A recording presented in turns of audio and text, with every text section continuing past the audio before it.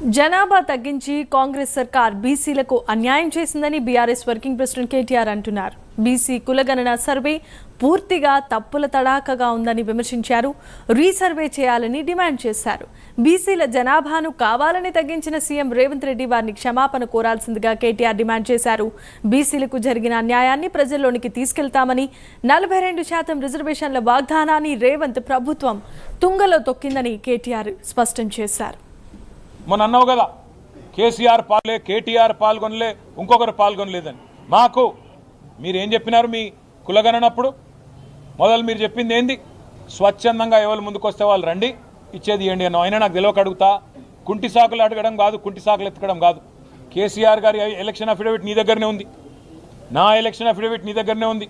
నువ్వెవరో పేర్లు చెప్పినావో వాళ్ళందరి ఎలక్షన్ అఫిడవిట్లు నీ కాడనే ఉన్నాయి. అయినప్పటికీ నీకు అంత బాధ ఉంటే మళ్ళీ రీసర్వే పెట్టు.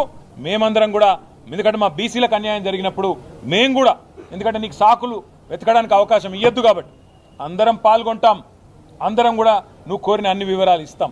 కానీ బీసీలకు అన్యాయం చేసి తప్పించుకునే ప్రయత్నం ప్రభుత్వం చేయొద్దని చెప్పి మేము డిమాండ్ చేస్తున్నాం. రీసర్వేకి ఆదేశించడంతో పాటు 42% రిజర్వేషన్ అని చెప్పి బీసీ డిక్లరేషన్లో ఏ మాట అయితే చెప్పినవో ఆ మాట ఖచ్చితంగా నిలబెట్టి